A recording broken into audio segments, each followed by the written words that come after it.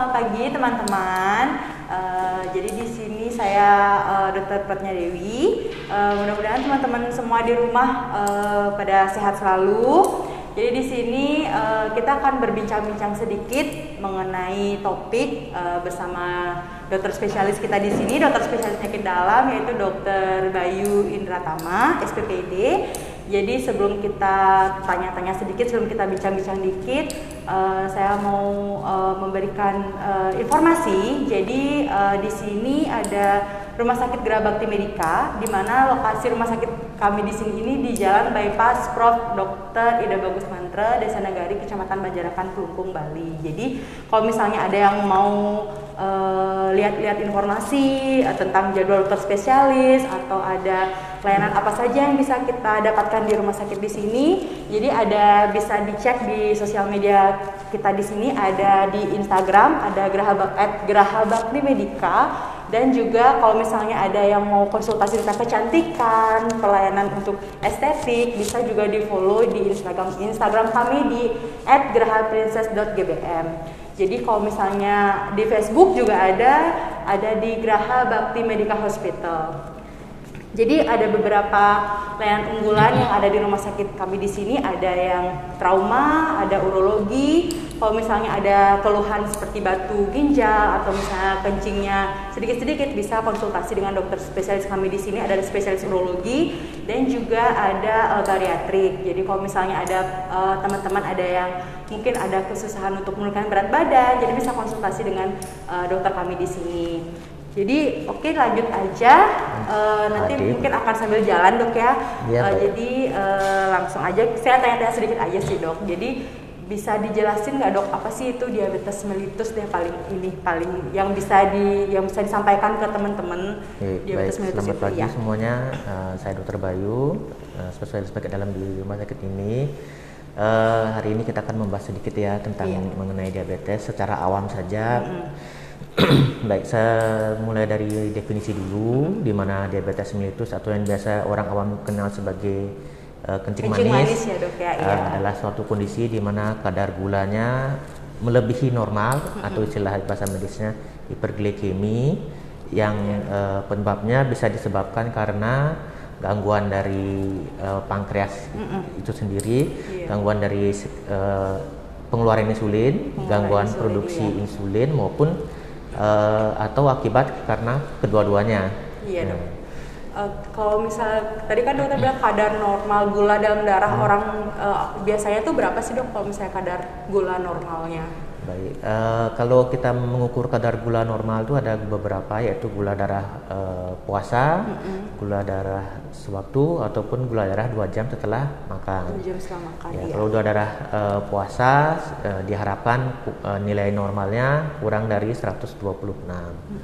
Kalau gula darah sewaktu 140 sampai 180 dan 2 jam setelah makan sebaiknya kurang dari atau sama dengan 200. Di mana sebaiknya kalau puasa sebaiknya berpuasa minimal 8 jam untuk mengecek. 8 jam dok ya. Ya, dari untuk air putih pun boleh kalau misalnya puasa untuk yang penting tidak makan gitu. Oh ya, penting tidak makan gitu ya dok ya. Terus apa dok kalau misalnya siapa saja sih yang berisiko untuk terkena kencing manis itu dok? Pada dasarnya terutama yang mempunyai keturunan ya, keturunan langsung atau garis lain yang pertama, misalnya bapak, ibu, atau keluarga yang lain. Kemudian yang mempunyai gaya hidup sedentary life, kurang aktivitas fisik, kurang olahraga, makan makanannya banyak yang junk food, yang berlemak, kolesterol, atau ada yang mempunyai hipertensi, tensi yang lebih dari 140/90. Tentunya dengan yang tadinya sudah bisa bilang kolesterol tinggi, ya pokoknya terutama harus screeningnya usia kalau bisa di atas 45, kita harus hati-hati kalau bisa di screening untuk apakah mempunyai kencing manis atau tidak. Terutama faktor risiko yang pertama adalah keturunan ya. Apakah bapak ibu atau kakek neneknya biasanya? Oh, kalau kakek nenek masih bisa dok. Kalau misalnya bapak ibu mungkin lebih besar persentasenya gitu dok ya. Kalau misalnya apa namanya dok, kalau misalnya kenapa sih kan banyak tuh orang-orang yang obesitas atau overweight gitu, dia lebih rentan terkena kolesterol ataupun gula darah tinggi itu, kenapa bisa kayak itu, ada pengaruhnya nggak sih dok kalau misalnya obesitas itu? Iya. Ya. Pertama kita harus ingat dulu kalau pada penyebab diabetes ini kan ada dulu namanya 8 penyebab atau yang disebut sebagai omnibus octet. Sekarang namanya egregious 11 penyebab kencing manis. Jadi tidak hanya karena obesitas saja ya, ada penyebab-penyebab lainnya juga. Dimana pada orang-orang yang obesitas itu kadar gulanya, kadar lemaknya pasti akan disimpan di dalam tubuh lebih banyak. Jadi dia disebut penyimpanannya lebih banyak, energinya berkurang untuk yang digunakan. Jadi terutama dia juga bisa komplikasinya macam-macam, bisa jadi penyumbatan pembuluh darah, bisa timbulnya kencing manis maupun bisa terjadinya hipertensi. Selain itu dok, kalau misalnya orang-orang di rumah kan akan masih kurang begitu tahu dok ya, kenapa baru tiba-tiba kita ngecek ke rumah sakit, tiba-tiba oh kok gula darah saya tinggi gitu. Ada nggak dok tanda dan gejala kalau misalnya orang tuh terkena gula darah tinggi atau sudah mulai meningkat gula darahnya? Ya. Kalau dulu ada namanya trias P ya, 3P, kalau sekarang 4P, yaitu yang disebut sebagai polidipsi, sering haus, poliuri, sering kencing, polipagi, sering merasa lapar, atau yang P yang lagi satu, penurunan berat badan yang tidak bisa dijelaskan asal mulanya. Penyebabnya dok. Itu kita harus hati-hati tanda-tanda gejalanya, atau mungkin ada misalnya kesemutan di tangan, sering mudah lelah, capek, begitu. Ada dok beberapa, mungkin nggak tahu sih dok ya, ada saudara, mungkin ada teman-teman di rumah, mungkin ada yang dengar kalau misalnya gula darah tinggi, terus kalau misalnya kita BAK atau kencing di kamar mandi itu akan dikerubutin semut, itu benar nggak sih dok? Mitos atau fakta yang gitu dok? Ya itu kan belum tentu juga, jadi harus diperiksa dulu dok ya. Berbusa itu apakah karena memang ada kencing manis atau karena proteinnya terlalu banyak di sana. Terlalu banyak, iya dok. Ya, bisa juga karena kita terlalu banyak mengkonsumsi protein sehingga kencingnya menjadi berbusa. Berarti itu belum tentu dok ya, karena banyak bahkan saudara-saudara teman-teman saya juga menaikkan seperti itu, jadi itu belum bisa ditentukan gitu dok ya. Harus dipastikan dengan pengecekan lab. Iya. Apa dok untuk ini kalau misal di atas, tadi dokter bilang di atas usia 45 gitu dok ya, kalau misal di bawah usia 45 bisa nggak dok? Bisa terkena, tetapi kan tergantung juga bagaimana pola hidupnya, gaya makannya gimana, aktivitas olahraganya bagaimana. Kalau orang-orang normal tetap di usia 45 kita harus hati-hati, tapi diabetes pun bahkan banyak di usia yang di bawah itu juga banyak. Jadi kan tergantung lagi ya kepada pola makan kita, aktivitasnya bagaimana, adakah hipertensi, kolesterolnya tinggi, maupun faktor keturunan juga kan bisa. Gitu. Tapi kalau orang normal tentunya harus diwaspadai di usia di atas 45 tahun gitu dok ya. Sesuai pedoman. Kalau misalnya ini dok, perlu nggak dok kita tiap setahun atau tiap 6 bulan sekali untuk cek gula darah gitu, untuk tahu ininya gula darah, terutama sih di usia-usia yang 45 tahun, biarpun kita merasa kita nggak ada gejala gitu, kira-kira perlu nggak dok untuk cek kesehatan sendiri? Boleh, gitu? kalau check up sendiri boleh minimal 6 bulan sekali atau ya 1 tahun sekali ya, karena itu juga menyangkut masalah kos juga ya, sih, dok. Karena biayanya juga lumayan, jadi kalau harus mau cek ya juga harus sekalian cek gula, cek kolesterol, jadi sekalian cek tensi sama yang lainnya. Istilahnya mungkin medical check up. Tapi ya kalau misalnya punya asuransi silahkan tiap 3 bulan sekali, kalau tidak ya soalnya karena masalah kos juga ya. Sih, dok. Gini dok, kalau misalnya pada usia yang muda atau usia yang tua, perbedaan gejala itu ada nggak sih dok, signifikan atau enggak gejalanya atau komplikasinya mungkin yang nanti akan berbeda atau bagaimana dok? Tergantung perjalanan penyakitnya dan penyebab utamanya apa.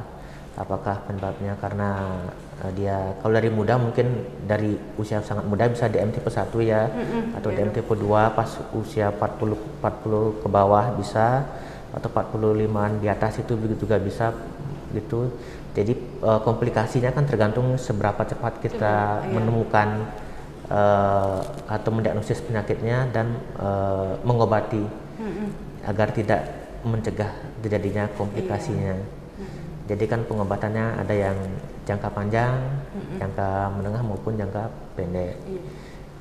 Jadi lanjut aja dok, pengobatan DM nih dok ya.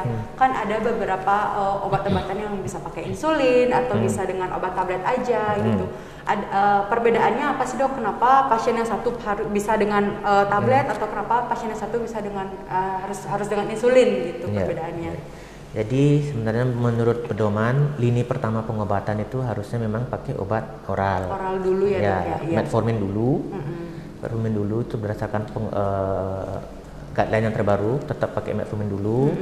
Kemudian kita juga harus lihat pasiennya tersebut apakah mempunyai gangguan pada jantung atau ada gangguan pada ginjal juga. Kemudian kita juga harus melihat dari sisi cost juga ya, cost efektivitasnya bagaimana gitu. Tapi tetap lini pertama pengobatan tuh kita harus memakai metformin. Harus dengan metformin ya. Metformin dulu, lalu kapan kita memakai insulin atau yang suntik.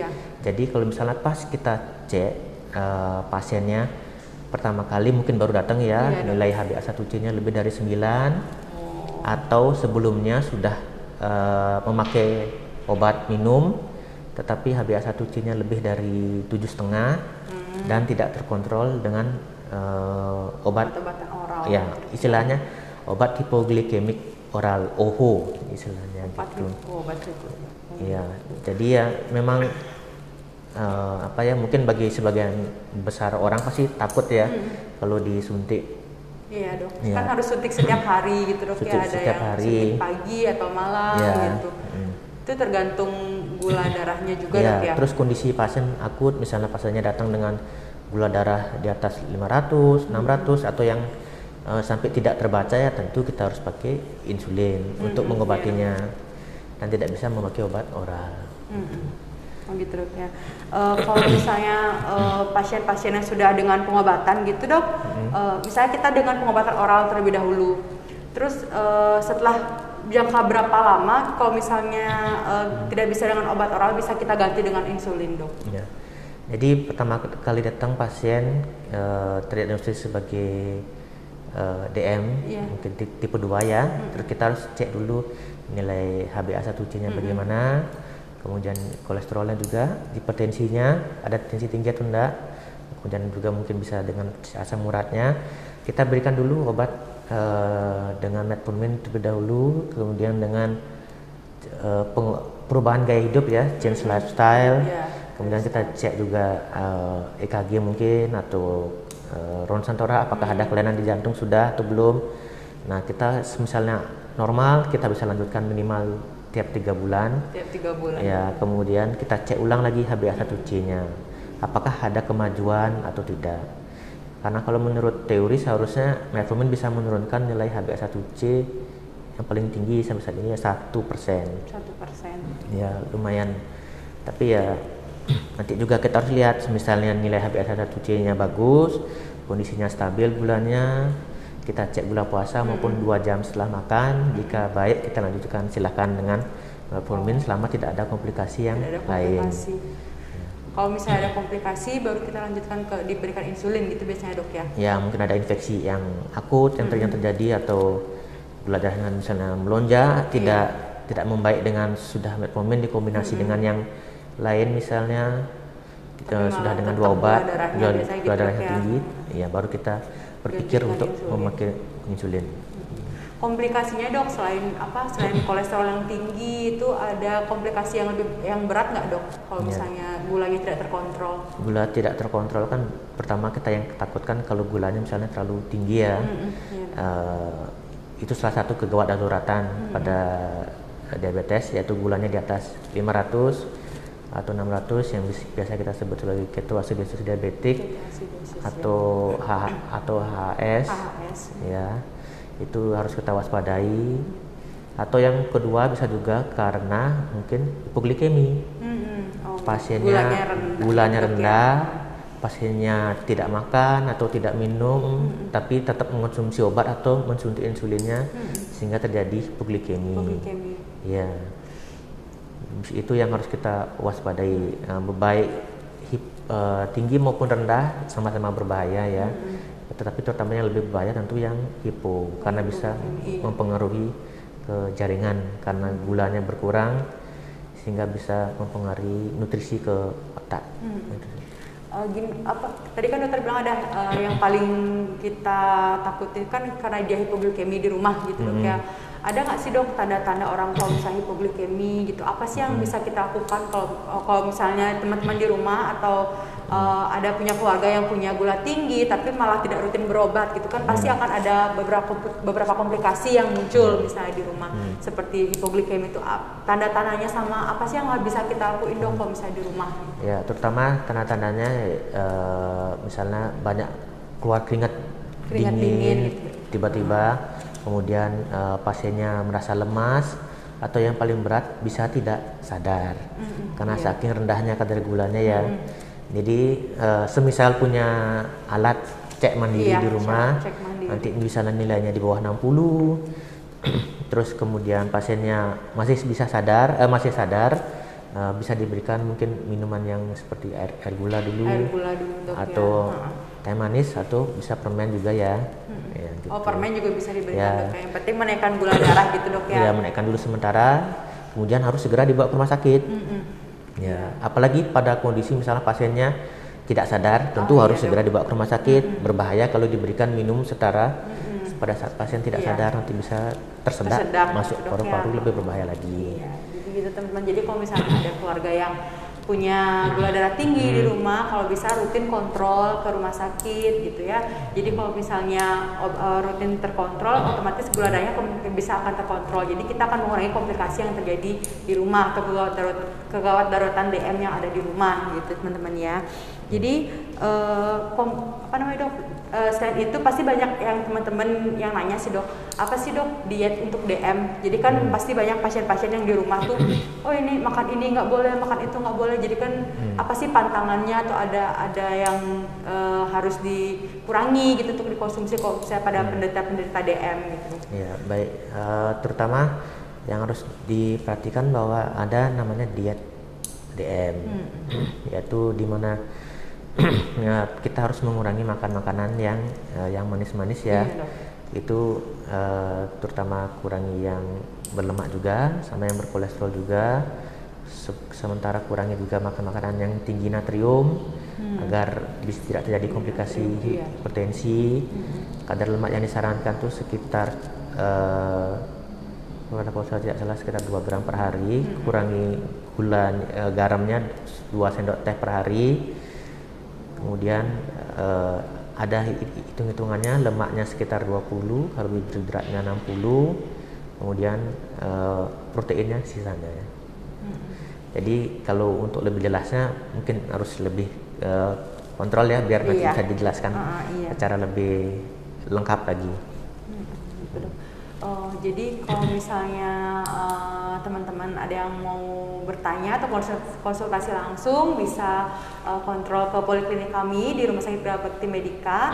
Ada poli penyakit dalam gitu dok ya. Jadi kalau misalnya ada teman-teman yang mau nanya nih dok, bisa nggak sih dok DM itu dicegah, atau gula darah tinggi itu bisa dicegah atau enggak dok?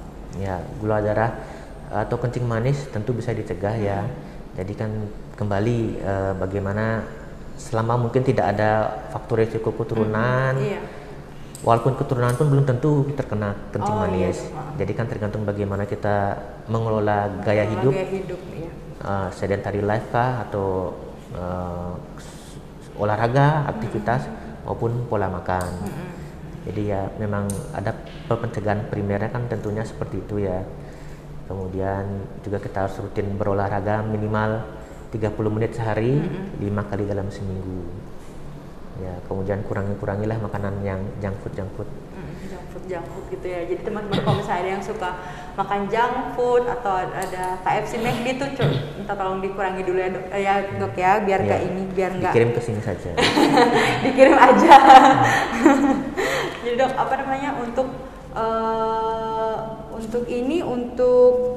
Kalau misalnya di rumah nih dok, jadi kan banyak tuh orang-orang yang sudah terkena DM pasti akan bingung olahraganya itu bisa apa aja sih dok. Kalau misalnya dia sudah minum obat kan, kalau misalnya terlalu capek juga kan nggak baik juga dok ya. Kalau misalnya sudah penderita DM tuh olahraga yang disarankan dok kalau misalnya untuk di rumah gitu. Ya kalau di rumah tentunya mungkin olahraga yang ringan-ringan aja ya. Yang ringan, ya. Jangan lupa selalu memakai sendal. Oh iya dok ya. Nah, sendalnya kalau bisa yang sendal yang lembut, yang selop, yang tidak ada jepitannya, karena nanti bisa berpengaruh kan. Terkadang kalau penderita DM juga merasa sering kebas atau kesemutan, sehingga kalau tidak memakai sendal atau sepatu kadang nggak kerasa gitu nggak dok kerasa, ya, bisa tiba-tiba ya. luka. Olahraganya mungkin kalau yang sudah yang berat-berat ya mungkin bisa keliling lapangan aja, jogging ringan, yang bersepeda santai, yang kalau mau lari maraton ya jangan dulu. Jangan dulu dok ya. Kalau misalnya itu dok kan tadi dok kayak bilang luka gitu dok ya, ada luka gitu. Itu sebenarnya kalau pada pasien-pasien DM itu kenapa bisa lama gitu dok sembuhnya dok ya? Kalau misalnya luka-luka ini tuh. Luka-luka, iya luka-luka atau yang kan biasa. Kadang-kadang kan pasien-pasien tuh kok tiba-tiba luka, tiba-tiba sudah besar lukanya, karena nggak merasa ada kena apa gitu dok ya. Ya itu berarti pasien-pasien tersebut mungkin sudah ada komplikasi, gitu, dok, ke ya. neuropati diabetikum istilahnya. Jadi pasien-pasien tidak merasa kok tiba-tiba ada itu luka. Salah satu komplikasi gitu dok ya. Dan memang kenapa lama sembuh kan karena istilahnya mungkin gampangannya pembuluh darahnya sudah rusak jadi dia perlu waktu lama untuk sembuh karena akibat dari komplikasi diabetes tersebut. Gitu dok ya. Jadi ini sih dok terakhir sebelum kita ke tanya jawab gitu dok ya, mungkin nanti bisa lebih jelasin lagi kalau misalnya ada pertanyaan-pertanyaan gitu dok ya. Terakhir sih dok, apa sih pesan buat teman-teman atau misalnya saran deh buat teman-teman di rumah kalau misalnya ada keluarga yang terkena DM, apa-apa aja yang perlu kita waspadai gitu dok kalau misalnya di rumah. Baik, terutama untuk pertama dulu untuk yang belum terkena ya, yang untuk teman-teman yang belum terkena nanti harus tetap menjaga gaya hidup yang sehat, banyak olahraga, aktivitas fisik diperbanyak, kurangi makanan-makanan berlemak atau yang kolesterol, istirahat yang cukup ya, tidak boleh stres, kurangi makan garam juga karena bisa meningkatkan hipertensi juga. Kemudian pasien-pasien yang teman-teman yang mempunyai keluarga, bapak ibu atau saudara, ya mungkin harus diingatkan juga untuk rutin mengkonsumsi obat. Jangan mengkonsumsi obat saat merasa kalau misalnya ada keluhan aja kan baru banyak memang seperti dok, jadi minum obatnya dibolong-bolongin gitu dok ya. Jadi ya padahal itu bisa memperparah kondisi ya dok, kondisi dan mengontrol gula darahnya semakin lama jadinya. Ya, dan harap diingat juga bahwa mungkin diabetes ini belum bisa disembuhkan, hanya bisa dikontrol dengan rutin minum obat dan pola makan, gaya hidup ya. Gitu sih. Jadi itu pengobatannya seumur hidup ya dok ya, kalau misalnya sudah menderita DM gitu dok ya. Nanti dosis obat atau injeksinya yang kita atur tergantung gulanya, tergantung kondisi gulanya dok ya. Dan sebaiknya rutin berobat tiap 1 bulan sekali ya kalau bisa. Apalagi kan sekarang sudah ada BPJS ya. Sudah ada BPJS sekarang ya. Rumah sakitnya kan tercover sudah dengan BPJS, jadi obat-obatan sudah bisa tercover sebulan gitu dok ya, untuk obat-obatannya sudah bisa tercover sebulan, baik yang obat minum maupun yang insulin sudah bisa tercover BPJS di sini ya. Gitu teman-teman. Jadi kalau misalnya ada keluarga yang sudah mulai ada tanda-tanda nih gejalanya seperti yang dijelaskan sama Dokter Bayu, terus jangan sungkan, jangan takut untuk cek ke poliklinik kita di Rumah Sakit Gerhana Bakti Medika, cari polispesialis penyakit dalam. Jadi teman-teman kalau misalnya ada yang punya BPJS bisa dipakai ya, itu sangat berguna kalau misalnya teman-teman ada keluarga yang sakit gitu ya. Baik, jadi saya jelasin sedikit sih jadwal praktek Dokter Bayu Indratama spesialis penyakit dalam itu ada di hari Senin. Senin itu dari pagi dari jam 8 sampai jam 3, Selasa juga ada. Kalau Selasa ini jadwal Selasa dan Kamis jadwalnya itu praktek pagi dari jam 8 sampai jam 3 sore dan praktek sorenya dari jam 5 sampai jam 8 malam. Hari Kamis juga sama. Hari Rabu, Jumat, Sabtu ada praktek pagi dari jam 8 sampai jam 4. Jadi dari jam 8 sampai jam 15 gitu. Jadi lanjut aja ke pertanyaan nih dok, ada beberapa pertanyaan dari teman-teman yang sudah masuk dari @dwi aryastuti _5. Jadi pertanyaannya dok, dapatkah diabetes menyebabkan keadaan darurat yang serius? Jika iya, apa yang harus dilakukan kalau misalnya kita mengalami keadaan darurat itu dok? Terima kasih. Baik, terima kasih pertanyaannya ya saudara Dwi. Jadi keadaan darurat yang serius yang seperti mungkin tadi yang saya bilang ya, jika mungkin kadar gulanya terlalu tinggi ataupun kadar gulanya terlalu rendah gitu dok ya. Ya, jadi tentunya semisal gula darahnya terlalu tinggi harus segera dibawa ke IGD ya. Nanti kan ada penanganannya lebih lanjut. Kemudian semisal gula darahnya rendah di bawah 60 atau pasiennya masih bisa sadar, masih bisa kita berikan pertolongan pertama dulu, semisal memberikan air gula atau teh manis ataupun permen, dan setelah itu tetap kita harus bawa ke IGD untuk dilakukan penyebabnya penanganan lebih lanjut, dan kita cari faktornya kenapa bisa sampai tinggi atau bisa rendah. Kalau tinggi kemungkinan apakah ada infeksi atau rendah mungkin pasiennya tidak makan tapi tetap disuntik atau diberikan obat sama keluarga. Dia bisa bikin hipoglikemi juga dok ya. Dan saran saya kalau bisa mungkin mempunyai alat pengecekan gula mandiri di rumah ya. Kalau bisa teman-teman gitu penting juga ya dok ya, kalau misalnya kita punya keluarga yang DM atau punya gula darah tinggi, jadi kita bisa ngecek langsung gitu kalau misalnya ada kedaruratan dari keluarga kita sendiri itu dok ya. Walaupun mungkin alatnya tidak ditanggung sama BPJS ya. Tapi kalau misalnya kita bisa ya diusahakan gitu. Kalau misalnya nggak bisa juga nggak apa-apa gitu.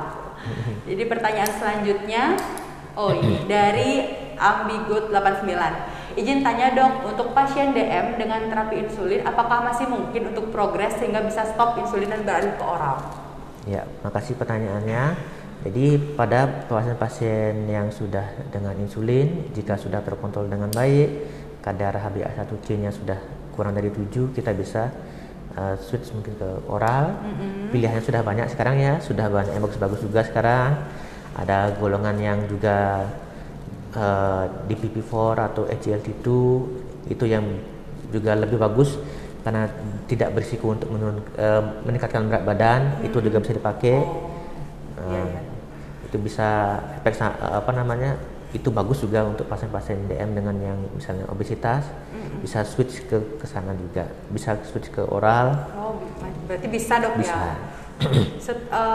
Apa sih dok, gimana cara kita kalau misalnya kita awalnya kan pakai insulin, terus berubah ke oral, itu apa jadi persyaratannya atau apa yang dipakai untuk syarat biar kita bisa beralih ke oral gitu dok? Ya, yang penting kadar gulanya sudah terkontrol minimal dalam 1 tahun itu sudah terkontrol dengan insulin.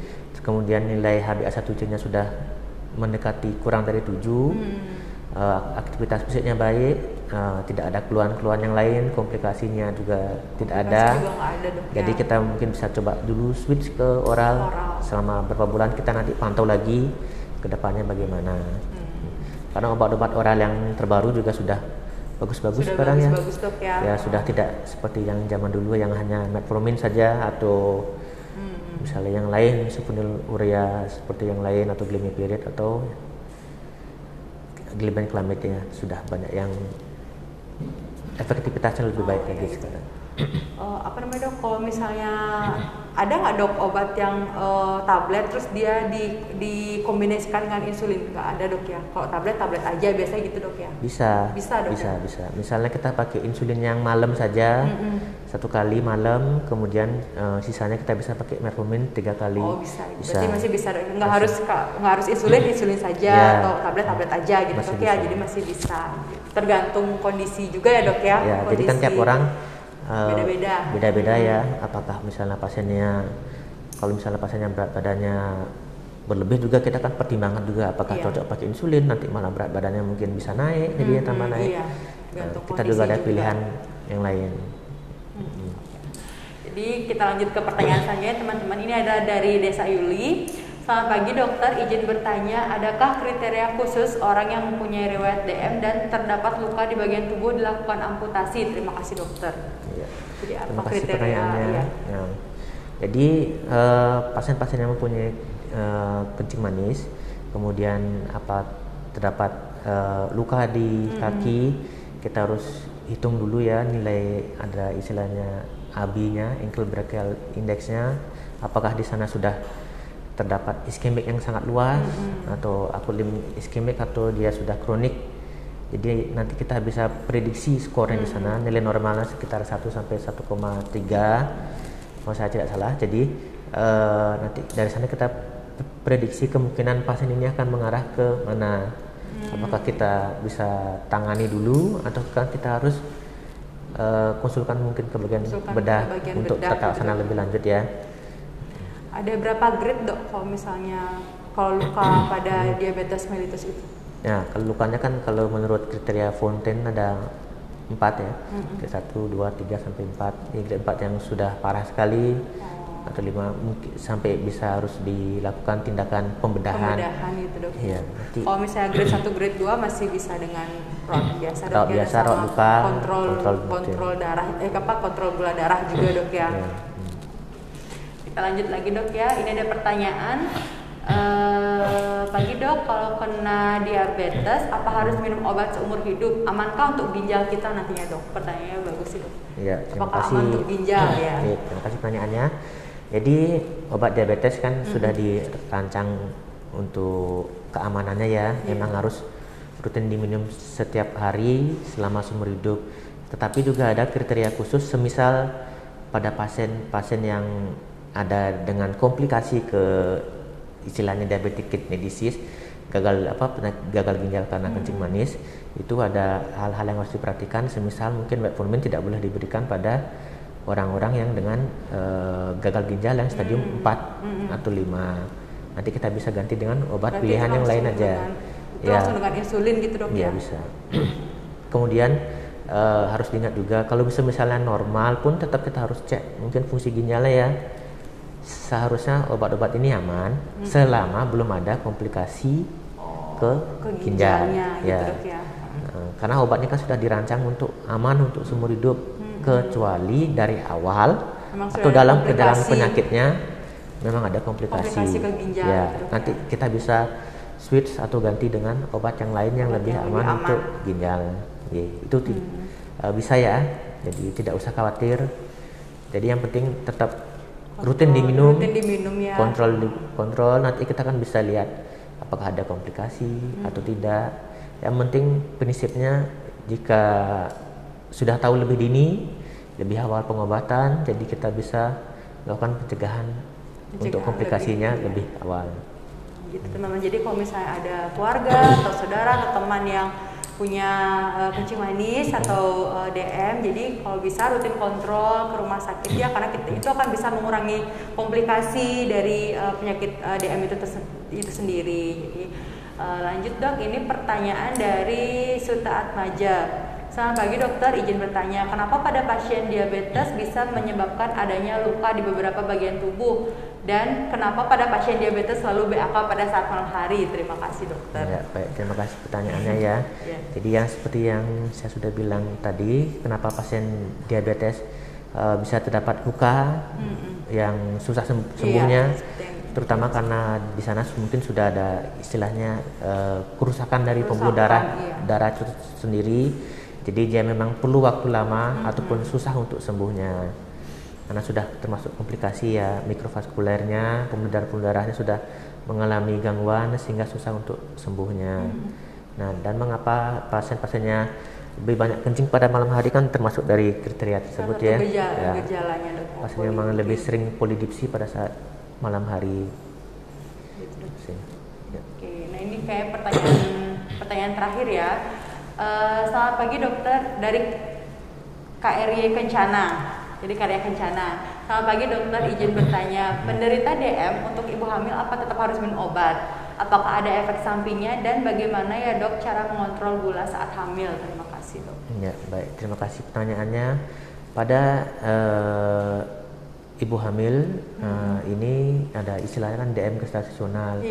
Kita harus lihat dulu sebelum dia hamil apakah sudah punya DM atau tidak. Misalnya pasiennya sudah punya DM sebelumnya, berarti kan obat yang ada yang aman untuk saat ini hingga saat ini masih insulin ya. Insulin ya, untuk ibu hamil dok untuk ibu hamil ya, maksudnya untuk pengobatan dan pencegahannya, karena kriteria diagnosanya juga sedikit berbeda dengan yang orang umumnya. Terus bagaimana kita tahu ibu hamil itu misalnya terdiagnosis DM, misalnya kalau dia melahirkan bayi yang ukurannya besar, makrosomia gitu, lebih dari 4 kilo ya. Nah nanti mungkin bisa dicek gulanya atau nilai HbA1c-nya. Umumnya biasanya ya kalau misalnya melahirkan bayi-bayi besar, kita harus waspada ibunya menderita kencing manis, gitu. Diabetes. Nah, tentu saja pengobatan yang paling aman untuk saat ini ya tetap dengan menggunakan insulin. Jadi aman bagi ibu dan aman juga bagi bayinya gitu. Karena obat-obat oral yang ada saat ini memang belum approve untuk gitu, diformulasikan untuk ibu hamil. Jadi dok, kalau misalnya sebelum hamil dia sudah punya DM, terus dia hamil itu langsung diganti dengan insulin gitu dok? Iya, kita harus ganti karena itu yang paling aman ya. Paling aman ya dok ya. Nanti setelah dia melahirkan diganti lagi ke oral atau tetap insulin dok biasanya? Kita lihat perkembangannya bagaimana. Misalnya dia baik-baik saja sudah terkontrol, boleh kembali ke obat semula. Oral, gitu. Nah dan juga harus dipikirkan juga dia menyusui. Oh iya. Kan obat-obat harus berpengaruh juga dok ya, obat-obatannya ke ASI gitu dok ya. Ya nanti kan bisa berpengaruh ke anak juga. Ke anak juga. Oke. Ini ada pertanyaan lagi ya. Dari DIMA 12. Selamat pagi dokter, izin bertanya jenis makanan apa saja yang bagus dikonsumsi untuk penderita diabetes seksema? Iya baik, terima kasih pertanyaannya. Tentunya semua makanan baik ya bagi penderita DM, tentu kencing manis yang harus dihindari ya tentu saja yang tadi itu makanan banyak lemak, kolesterol, gorengan, yang garam-garam. Selama itu kalau bisa memang harus konsumsi makanan yang sehat dan bergizi, banyak sayuran, buah-buahan, ya terutama buah-buahannya yang jangan terlalu manis ya. Kalau durian jangan. Mencret nanti dong kalau misalnya durian. Iya nanti kolesterolnya naik. Kalau yang punya durian boleh silakan dibawa ke sini. Nanti kami yang makan. Jadi dok, jadi kan banyak orang-orang atau orang-orang yang tahu kalau misalnya beras merah itu lebih baik daripada beras putih pada penderita DM. Itu mitos atau fakta dok kira-kira? Ya sebenarnya benar ya. Benar ya dok ya. Ada takarannya gitu nggak? Ya takarannya sih kalau bisa setengah-setengah ya. Setengah beras putih. Bisa dicampur gitu ya? Dok, Bisa dicampur. Kalau beras merah saja mungkin terlalu keras jadinya ya. Dan banyak juga yang mengira kalau misalnya kencing manis ganti saja ke jagung atau kentang atau ubi gitu biasanya ya. Itu malah lebih manis dia. Itu malah akan lebih meningkat karena kadar gulanya lebih tinggi ya dok ya. Ya kadar gulanya lebih tinggi daripada nasi biasa. Jadi biasanya ya itu yang kadang orang masyarakat itu malah salah pengertian gitu, malah pakai nggak boleh makan nasi malah pindah ke jagung. Jadi atau pakai kentangnya itu lebih jadi manis. Jadi itu kalau bisa teman-teman jangan dulu ya, karena itu kan manis, jadi kadar gulanya lebih tinggi, jadi kemungkinan akan meningkatkan kadar gula lebih tinggi lagi. Jadi terakhir udah habis ya pertanyaannya. Jadi ini sesuai yang tadi. Jadi tadi sih ada beberapa yang bertanya. Jadi setiap ada 3 orang penanya yang akan mendapatkan hadiah atau bingkisan dari kami. Jadi itu ada 3 orang. Yang pertama itu ada Ambigut 89, yang kedua ada Desa Yuli, dan yang ketiga itu The Greens gitu. Jadi selamat kepada ketiga teman-teman yang sudah mendapatkan bingkisan. Nanti silakan hubungi panitia. Ya nanti akan dihubungi oleh panitia ya teman-teman ya. Nanti untuk lebih lanjutnya. Dan next terakhir sih dok, kesimpulannya yang bisa disampaikan ke teman-teman dari bincang-bincang kita pagi ini, ada yang bisa disampaikan lagi dok ke teman-teman ya? Baik, untuk sebagai penutup saya hanya mengingatkan bahwa angka kejadian kencing manis di Indonesia masih cukup tinggi ya, apalagi di dunia. Di Indonesia sekitar 18 juta orang masih menderita kencing manis ya. Dan banyak juga yang belum terkontrol gulanya. Dan harus diingat juga sekarang kan komplikasi diabetes bisa ke jantung, kardio, atau ke renal maupun ke metaboliknya. Itu yang harus kita cegah. Seandainya teman-teman di rumah ada yang mempunyai gejala 4P tersebut, sering kencing, sering merasa haus, sering lapar, ataupun penurunan berat badan yang tidak jelas sebabnya, cobalah dicek ke rumah sakit. Apalagi sekarang sudah bisa gratis dengan BPJS ya.